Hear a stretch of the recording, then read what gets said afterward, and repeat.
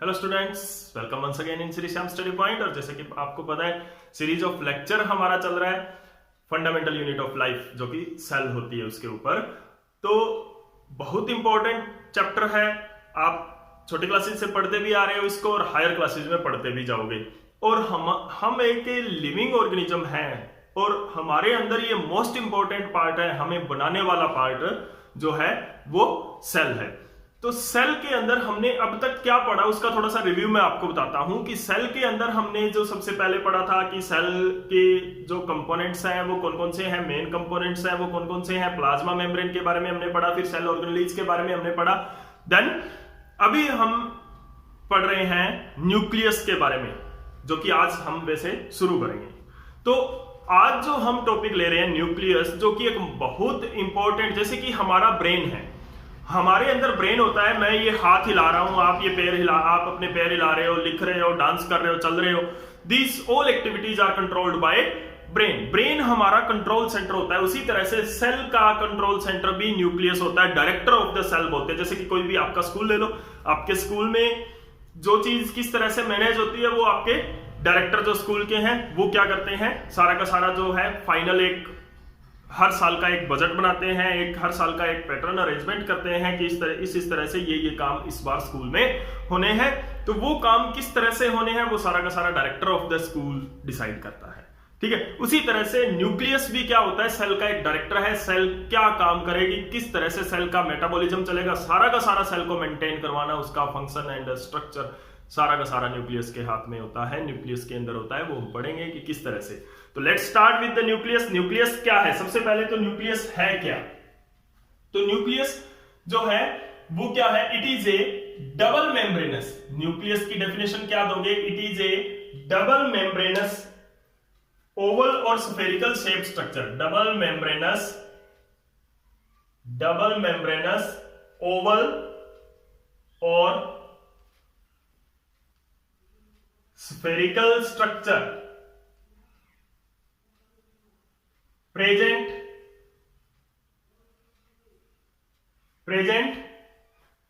in the center of cell, in the center of cell, and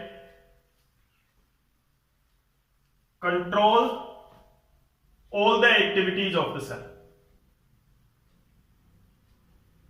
okay, cell के centre में एक spherical dense structure present होती है, double membranous इस तरह की, उसको हम न्यूक्लियस बोलते हैं।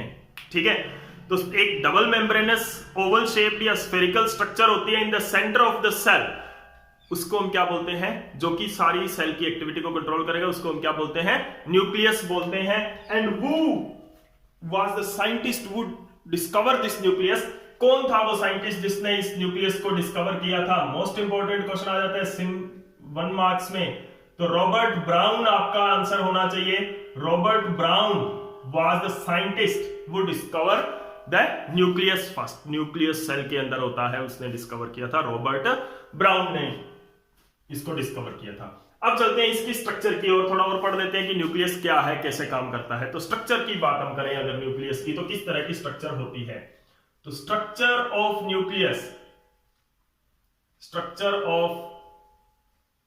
न्यूक्लियस क्या रहता है हमारे पास, किस तरह का स्ट्रक्चर न्यूक्लियस का होता है। तो सबसे पहले हम इसके पार्ट्स से लेकर चलते हैं। तो सबसे पहले आती है इसकी मेम्ब्रेन, कवरिंग, बाहर से लगते हैं हम कि क्या है। सबसे फर्स्ट पार्ट इसका क्या है, जो कवरिंग है। कवरिंग क्या होती है, इसके अंदर डबल मेम्ब्रेनस होता है, डबल मेम्ब्रेन होती है, एक outer, it is covered by double membrane, एक आउटर एंड एक इनर मेम्ब्रेन। ये देखो यहां पर क्या है, this one is the outer membrane and this one is the inner membrane. तो ये क्या है, न्यूक्लियर मेम्ब्रेन इसको बोलते हैं। क्या बोलते हैं, these are called as nuclear membrane. तो डबल मेम्ब्रेनस होता है, double membrane called nuclear membrane. और जो न्यूक्लियर मेम्ब्रेन होती है उसके अंदर क्या होते हैं, होल्स होते हैं उनको क्या बोलते हैं? Nuclear pore. These holes are called as nuclear pore. तो न्यूक्लियर मेम्ब्रेन के अंदर क्या होता है? It is double membranous, it's membrane small, it has small pores in membrane. Membrane के अंदर स्मॉल पोर होता है, पोर्स होते हैं जिनको क्या बोलते हैं? न्यूक्लियर पोर। क्या बोलेंगे? न्यूक्लियर पोर्स, जिसके थ्रू एक्सचेंज ऑफ मटेरियल होता है। क्योंकि ये सारी की सारी स्ट्रक्चर किसमें प्रेजेंट होती है? ये न्यूक्लियस किसमें प्रेजेंट होता है? Cytoplasm of the cell. Cell के साइटोप्लाज्म के अंदर प्रेजेंट होता है। तो साइटोप्लाज्म के अंदर से मटेरियल इसके अंदर जाना और इससे मटेरियल बाहर आना साइटोप्लाज्म में। तो एक्सचेंज ऑफ मटेरियल, ये पोर क्या करवाता है? Exchange of material, the exchange of material between cytoplasm and nucleoplasm. Nucleoplasm क्या होता है? जो मटेरियल इनसाइड द न्यूक्लियस वो न्यूक्लियोप्लाज्म में आता है। ऑकर्स थ्रू, किसके थ्रू होता है? ऑकर्स थ्रू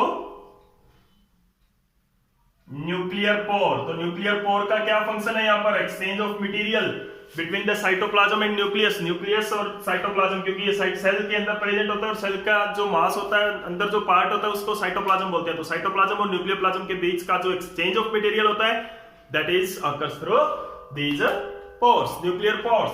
ओके, उसके बाद में आता है दिस इज द मेम्ब्रेन। ये क्या करती है? इसको प्रोटेक्ट करती है। जो मेम्ब्रेन है वो क्या काम होता है इसका? प्रोटेक्ट करती है एंड एक्सचेंज ऑफ मटेरियल, जो इसके अंदर का जो मटेरियल है उसको प्रोटेक्ट करती है और एक्सचेंज करवाती है with the material of cytoplasm. तो न्यूक्लियर मेम्ब्रेन का फंक्शन क्या है? Function of the nuclear membrane, तो ये क्या करवाती है? It protect the material inside nucleus and दूसरा फंक्शन क्या रहता है इसका? इट एक्सचेंज ऑफ मटेरियल किस किस के बीच में होगा? Between exchange of material with cytoplasm, यानी बिटवीन न्यूक्लियोप्लाज्म एंड साइटोप्लाज्म के बीच में क्या होगा? Exchange of material. ये हो सकता है किसके द्वारा? न्यूक्लियर मेम्ब्रेन के द्वारा। इसके ऊपर एक चीज और रह गई हमारी, क्या कि न्यूक्लियर मेम्ब्रेन के ऊपर कुछ स्ट्रक्चर्स प्रेजेंट होते हैं, ribosomes and endoplasmic reticulum. This is the rough endoplasmic reticulum जो आपने पढ़ा है, and sorry this is the smooth endoplasmic reticulum, और ये क्या है? Rough endoplasmic reticulum. These are the ribosomes. ये राइबोसोम्स है इसके ऊपर। ये एंडोप्लाज्मिक रेटिकुलम है, रफ एंडोप्लाज्मिक रेटिकुलम। तो इसके ऊपर क्या होता है? कवरिंग के ऊपर क्या होता है? मेम्ब्रेन के ऊपर राइबोसोम्स प्रेजेंट होते हैं एंड एंडोप्लाज्मिक रेटिकुलम प्रेजेंट होती है। किसके ऊपर? न्यूक्लियर मेम्ब्रेन के ऊपर। तो एक पॉइंट ये भी नोट करना पड़ेगा आपको यहां पर कि न्यूक्लियर मेम्ब्रेन की जो आउटर सरफेस होती है उसके ऊपर, जो कि साइटोप्लाज्म के साथ कॉन्टेक्टेड होती है, उसके ऊपर रफ एंडोप्लाज्मिक रेटिकुलम और राइबोसोम्स होते हैं। अब चलते हैं next part of the nucleus. जो नेक्स्ट पार्ट है न्यूक्लियोप्लाज्म। न्यूक्लियोप्लाज्म के अंदर क्या होता है? न्यूक्लियोप्लाज्म जो है वो all material present inside the nucleus. Nucleus के अंदर प्रेजेंट सारा का सारा मटेरियल है, उसको क्या बोलते हैं? न्यूक्लियोप्लाज्म बोलते हैं। तो चलिए न्यूक्लियोप्लाज्म के बारे में पढ़ते हैं, क्या न्यूक्लियोप्लाज्म होता है और क्या क्या मटेरियल इसके अंदर प्रेजेंट रहता है। तो स्ट्रक्चर ऑफ न्यूक्लियस में जो नेक्स्ट पार्ट है हमारा, पहला था आउटर कवरिंग और न्यूक्लियर मेम्ब्रेन। नेक्स्ट पार्ट क्या है? स्ट्रक्चर ऑफ न्यूक्लियस हम पढ़ रहे हैं। नेक्स्ट पार्ट है न्यूक्लियोप्लाज्म। न्यूक्लियोप्लाज्म क्या होता है? The material, it is A dense material present in nucleus, उसको हम क्या बोलते हैं? न्यूक्लियोप्लाज्म बोलते हैं। अब इसके अंदर क्या क्या चीजें होती हैं? इसके अंदर एक जो होती है न्यूक्लियोप्लाज्म के अंदर, इट कंटेन, इसके अंदर कुछ चीजें आती हैं। इट कंटेन न्यूक्लियोलस,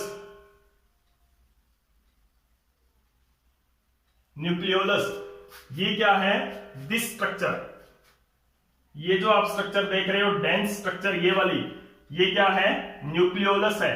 न्यूक्लियोलस क्या होता है, इसको न्यूक्लियस ऑफ न्यूक्लियस भी बोलते हैं, nucleolus, nucleus of nucleus, nucleus का न्यूक्लियस बोलते हैं इसको। तो it is A dense spherical structure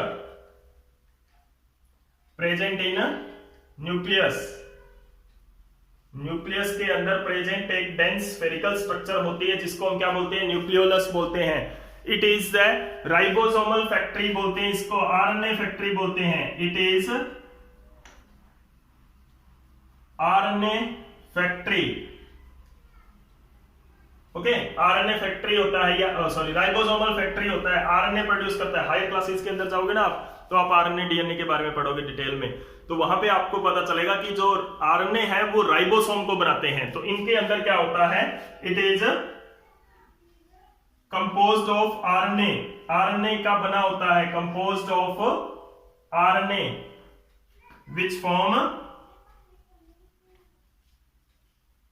and the RNA of nucleolus, nucleolus का जो आरएनए है, RNA of nucleolus form the ribosomes. So इसको जो न्यूक्लियोलस है उसको क्या बोलते हैं, राइबोसोमल फैक्ट्री भी बोलते हैं। राइबोसोमल फैक्ट्री कौन हुआ हमारा, न्यूक्लियोलस, जो न्यूक्लियस का जो न्यूक्लियस है उसको हम क्या बोलते हैं, राइबोसोमल फैक्ट्री भी बोलते हैं। ठीक है, तो ये क्या है, न्यूक्लियस ऑफ न्यूक्लियस, न्यूक्लियोलस, इसके अंदर क्या होता है, आरएनए होता है, ये आरएनए बनाता है, और आरएनए क्या करता है, राइबोसोम्स बनाता है। ये जो आप स्ट्रक्चर देख रहे हो ना छोटी छोटी, ये क्या है, सारे के सारे राइबोसोम्स हैं, ये वाली, ये, ठीक है ना। तो ये राइबोसोम्स कौन बनाता है, न्यूक्लियोलस के अंदर से बनते हैं, न्यूक्लियर पोर के थ्रू ये बाहर आ जाते हैं और इस तरह से ये अपना फंक्शन परफॉर्म करते हैं। राइबोसोम के बारे में आप पढ़ चुके हो पहले ही, ठीक है। उसके बाद में हमारा आता है इसके अंदर जो न्यूक्लियोप्लाज्म है, उसके अंदर क्या आता है, नेक्स्ट पार्ट जो हमारा है, पहला तो है न्यूक्लियोलस, दूसरा जो पार्ट है वो क्या आता है, the second part in the nucleus, nucleoplasm is chromatin thread, chromatin thread. Chromatin thread क्या होता है, the thread like structure, thread like structure present in nucleoplasm, nucleoplasm के अंदर प्रेजेंट एक थ्रेड लाइक स्ट्रक्चर होती है, इसको क्या बोलते हैं, क्रोमेटिन मटेरियल बोलते हैं। क्या बोलेंगे, क्रोमेटिन मटेरियल या क्रोमेटिन थ्रेड इसको बोलेंगे, ठीक है। क्रोमेटिन थ्रेड और क्रोमेटिन मटेरियल, क्रोमेटिन दिखाई नहीं दे रहा आपको, थोड़ा इधर लिख देता हूं, क्रोमेटिन मटेरियल और क्रोमेटिन थ्रेड, ठीक है। अभी इसके अंदर क्या होता है, this chromatin thread nucleoplasm, it is made up of,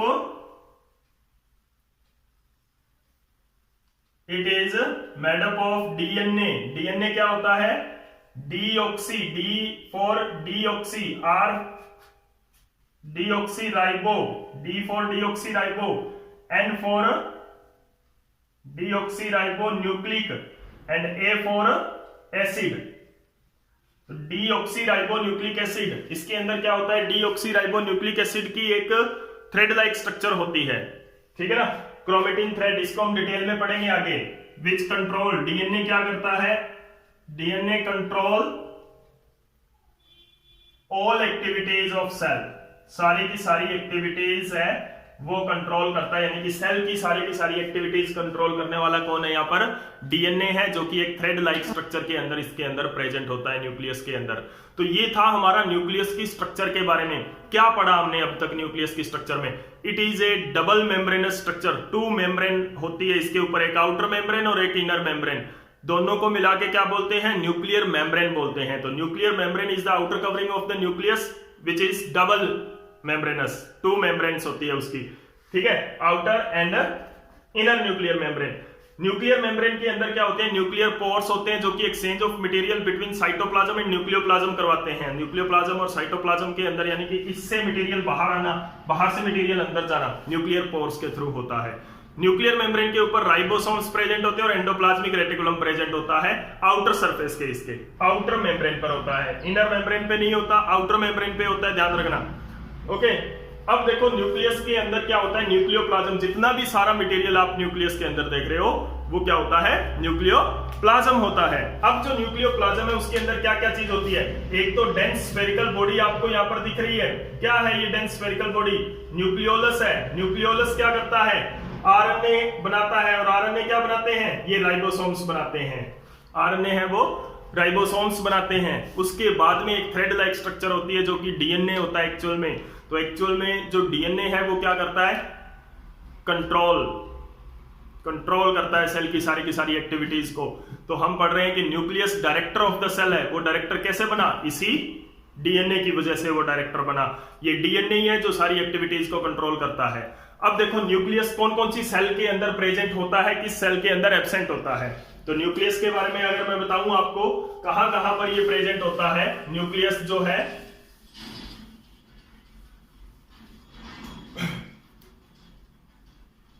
all eukaryotic cell में ये प्रेजेंट होता है, ऑल यूकैरियोटिक सेल एक्सेप्ट किसको छोड़कर, आरबीसी, हमारी आरबीसी के अंदर नहीं होता।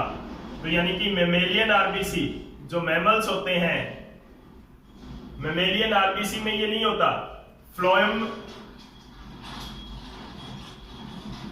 की कुछ सेल्स के अंदर नहीं होता, जैसे कि फ्लोएम वेसल है, ठीक है ना, कौन सी, सीव ट्यूब, सीव ट्यूब के अंदर नहीं होता है ये, ट्रैकिड्स के अंदर नहीं होता है। तो ये क्या है, न्यूक्लियस है वो इन सेल्स के अंदर नहीं होता है, और इट इज एब्सेंट इन, किसके अंदर एब्सेंट होता है, ऑल प्रोकैरियोटिक सेल, जितनी भी प्रोकैरियोटिक सेल है उनके अंदर न्यूक्लियस नहीं होता है। जैसे ही न्यूक्लियस का पार्ट पोर्शन ऑफ ये कंप्लीट होगा वैसे ही हम यूकैरियोटिक और प्रोकैरियोटिक के बारे में भी पढ़ेंगे। पहले आपने प्रीवियस क्लास में इसके बारे में पढ़ा जरूर होगा, लेकिन हम कुछ और पढ़ेंगे इस बारे में, प्रोकैरियोटिक और यूकैरियोटिक के बारे में। तो ये था न्यूक्लियस, किसने डिस्कवर किया, रॉबर्ट ब्राउन ने। क्या स्ट्रक्चर होती है, डबल मेम्ब्रेनस, अंदर के मटेरियल को क्या कहते हैं, न्यूक्लियोप्लाज्म। क्या क्या होता है, न्यूक्लियोलस और क्रोमेटिन थ्रेड। फंक्शन हर एक चीज का आपको आना चाहिए। न्यूक्लियस का फंक्शन क्या होता है, what is the function of nucleus, function of nucleus क्या रहता है हमारा, it control all activities of cell, cell की सारी एक्टिविटीज को कंट्रोल करता है, इसीलिए it is called director of the cell. Director और कंट्रोल हाउस कंफ्यूज मत होना, डायरेक्टर ऑफ सेल, डायरेक्टर भी बोलते हैं, control house of the cell भी बोलते हैं, इसके अंदर कंफ्यूज होने की जरूरत आपको नहीं है। तो this is all about the nucleus and its structure. Next lecture के अंदर हम पढ़ेंगे कि डीएनए क्या होता है, किस तरह की स्ट्रक्चर्स वो बनती है और किस किस तरह की फॉर्म में वो प्रेजेंट हो सकता है। तो आज के लिए बस इतना ही। अगर आपको ये लेक्चर अच्छा लगा तो प्लीज लाइक एंड शेयर जरूर कर दें। Thank you.